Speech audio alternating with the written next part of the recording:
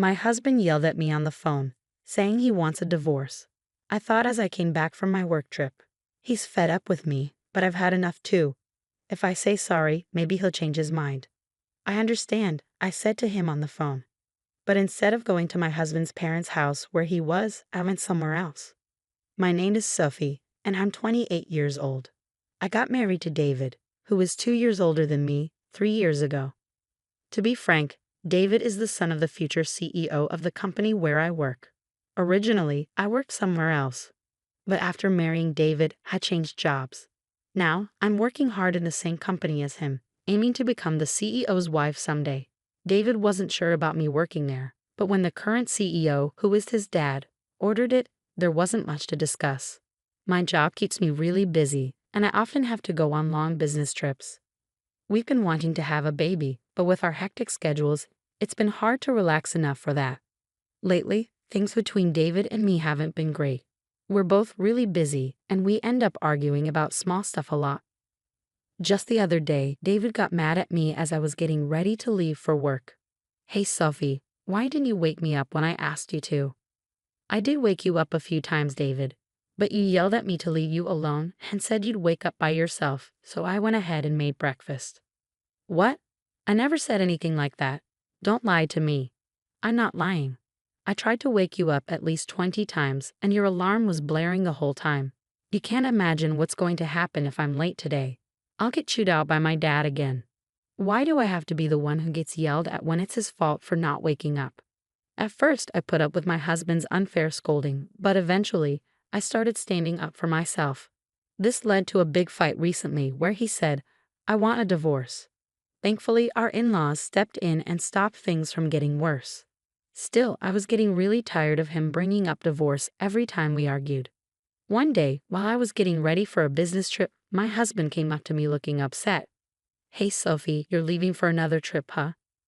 My husband always calls my business trips like they're not important. It's not just a trip, it's a business trip. Why do I have to keep explaining this to you? I replied, feeling frustrated. Must be nice always going on trips and neglecting the housework. You're probably just going sightseeing after pushing all the house chores on me, right? Listen, that's enough. This is for your company, you know. Why can't you just accept that it's a business trip? I can't imagine how it's like to be a rookie like you going on a business trip. Being so useful is pretty much just like a trip. What the hell is wrong with you? Can't you tell the difference between a trip and a business trip? Well, it's the truth, isn't it? You say I'm dumping the house chores on you, but you've never done anything around the house when I'm away on a business trip. When I'm not around, my husband only ever orders takeout, leaves the laundry piled up, and doesn't even take out the garbage. Despite doing nothing, his attitude gives me so much stress. Even the divorce drama last time was all because of his personality. Even though we both work and spend the same amount of time on our jobs, all the housework is left to me. On top of that, he acts all superior and domineering, which I couldn't stand. Trying to discuss it with him is pointless as he never admits to any fault on his part. Instead, he always turns it around and blames me. As I continued getting ready for my business trip in silence, my husband started yelling at me again. For goodness sake, the wife of the future CEO shouldn't be taking business trips so lightly. If you're not assertive like me, the other employees will walk all over you. That's exactly why I'm working hard. I need to learn the job and meet with different clients. And yes, being the CEO's son helps. But we also have to acknowledge the efforts of all the employees who work hard to keep the company running smoothly. What are you talking about? The company's success is because of the hard work of all the employees, not just because you're the CEO's son. You should work as hard as everyone else. At those words, my husband got really angry and shouted, "What do you mean, work harder?" The other day, I overheard some employees talking. They said you always pass off overtime and difficult tasks to others and complain a lot. What? Who said that? I'll fire them immediately. That's not the point. Can't you see that you're the one in the wrong here? Can't you see that you're just riding on your father's reputation? My husband's eyes widened with anger, and he grabbed my bangs roughly. Don't get too ahead of yourself. Who do you think got you this job in the first place? Ouch, let go. You're only able to work at this prestigious company because you're married to me, got it? Refuse the business trip. I won't allow you to neglect our home for some work trip. I've explained it many times. It's for my job. I can't just refuse. Shut up. Stop arguing back. You married me, so you should just listen quietly to what I say. Suddenly, his grip on my hair loosened, and I stumbled back onto the floor. If this argument keeps going, it might end up in another threat of divorce. I managed to push my husband out of the room and focused on getting ready for my business trip. When I come back, I'll have to deal with a week's worth of chores piled up by my husband. I bet the laundry will still be there, and the trash will be overflowing. Just thinking about it made me feel exhausted even before the trip. The next day, as planned, I headed off on my business trip. I focused on my work and didn't let personal issues get in the way. When I got back home after a week, I couldn't believe what I saw. I'm back. The house was sparkling clean, just like the day I left for my business trip. It was a pleasant surprise. Thank goodness. Maybe David finally understood how I felt. Perhaps he had a change of heart and decided to help with the housework.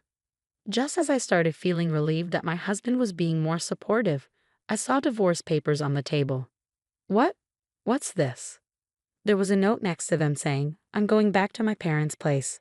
We're getting a divorce." Panicked, I quickly called my husband, and he picked up right away. "Huh? Did you even read the divorce papers?" His casual tone angered me, and I snapped back. "Wait, are you seriously talking about divorcing me?" "Of course. You'd be in trouble if I did, wouldn't you?"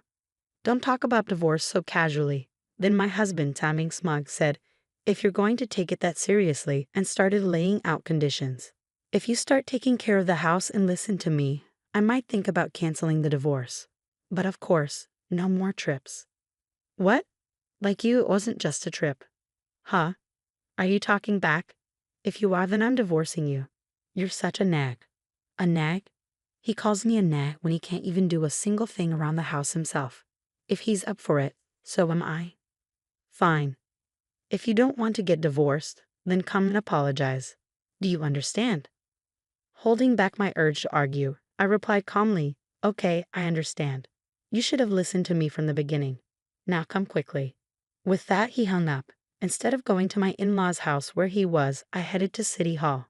I submitted the divorce papers and they were accepted without any trouble. I was officially single again.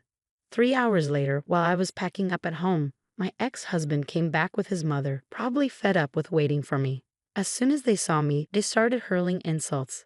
"Hey, how long are you going to keep me waiting? That's right, you're a failure as a wife, yet you're out having fun. You should be taking care of David." "Taking care of? How old is David?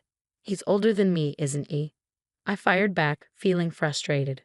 As I retorted, their brows furrowed in anger. "Shut up, stop being stubborn, and apologize quickly. We're really going through with the divorce. If anyone will be in trouble if we get divorced, it's you, Sophie. You could have been the wife of the next company president, and you're okay with acting this way? And you. If you divorce me, you won't be able to live in this luxurious lifestyle. Are you okay with that?" "Well, I never thought you were a good match for David in the first place, so I really don't care." At a loss for words, my ex-husband grinned devilishly. "Fine, this is your last chance. If you don't apologize now, we're getting a divorce. I'll even kick you out of the company. Decide quickly." At that moment, anger surged through me like a fireball. I had to make him understand the reality of the situation. "We're already divorced, you know." "What?" "Just as you wished. I've already submitted the divorce papers and they've been accepted, so I'm no longer your wife." "What?" Her ex-husband and mother-in-law stood there in shock. After a moment of silence, he finally spoke up. "What are you talking about? This must be a joke, right? You wouldn't?" "Why would I lie? If you don't believe me, you can check the records yourself." "No way." Suddenly, the mother-in-law, who had been listening, started to shout. "Wait, Sophie, what have you done? You've put divorce on David's record, our future CEO. It was your son who gave me the divorce papers first. All I did was submit them. Stop making excuses. Cancel the divorce right now. Do you understand? I'm sorry, but once the divorce papers have been accepted, they can't be canceled. And I have no intention of canceling anyway." "What?" The mother-in-law was speechless, and the ex-husband just hung his head in defeat. Ignoring them, I continued, I'm tired of being ridiculed every time I go on a business trip and having to juggle work and housework every day. As far as I'm concerned, you're nothing but a burden. So Sylvie, calm down. Calm down. I'm perfectly calm. What's the point of being married if it's just a title? All you care about is yourself, isn't it? I didn't mean it like that. Do you realize you're losing your status as the CEO's wife? Are you okay with that? I didn't join your company to become the CEO's wife. I don't know how much you've been spoiled, but I didn't marry you to take care of you. Are you really willing to give up this lifestyle? If you just wait a little longer, you could become the CEO's wife. I absolutely refuse to keep being your caretaker. I'm not your mother. Just go and live your life on your own. With an intensity like never before, my husband was completely teary-eyed. His mother-in-law took her turn, stuttering out her final provocation. What if you divorce David? You'll also lose your job. And what if I do? What? I've already informed your father that I'll be quitting the company. What? The mother-in-law and ex-husband's eyes widened in surprise. To confirm, my ex-husband started calling his father. After a few rings, his father answered, and he put the call on speaker. Dad, listen to this. Sophie decided to divorce me on her own. Yeah, I heard. She told me she's quitting the company too. She's so selfish. Can't you fire her immediately with your CEO powers? Well, I guess I should fire someone ASAP. You. Yeah, that's right. Wait, what?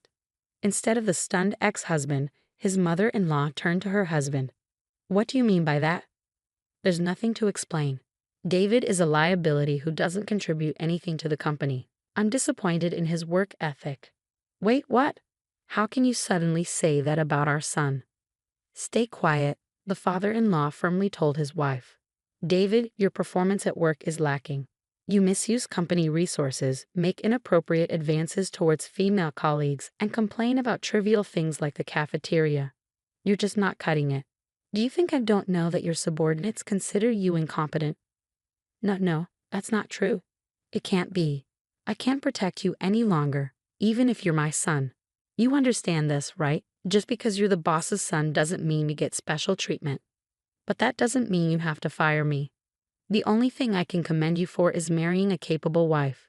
Sophie will continue to work for the company, but you're fired, David. At his father's words, my ex-husband's eyes widened in shock. Unfazed by his reaction, the father-in-law continued, Unlike you, Sophie is diligent in her work and brings in a lot of contracts. She's highly respected by our clients. Many companies have chosen to work with us because of her. But she was only sent on business trips because she's new. Don't be ridiculous. We trusted Sophie, so we gave her more responsibilities. You made fun of her, calling it a vacation or something, didn't you? No, I didn't. Let me make it clear. There's no place for you here until you become independent. Never come back to this house, understood? No way. And so, my ex-husband was disowned by his father-in-law, lost his job, and couldn't even return to his parents' home. When his mother tried to defend him, his father blamed her for spoiling him and gave her a divorce notice too. They used up their savings to live in an apartment, but they struggled to find work, and their unemployment continued. I still received messages from my ex-husband. Sophie, I was wrong. I won't make fun of you anymore. I promised to take care of myself, so please come back. I can't take it anymore. Help me. He was so persistent that I finally blocked his number. I shouldn't have to deal with that mama's boy anymore. On the other hand, I'm still working hard under my father-in-law, who is now the CEO. I have my own team, and I'm enjoying fulfilling days. I'm grateful that my father-in-law is a supportive manager. From now on, I want to pursue my goals without being held back by meaningless family ties.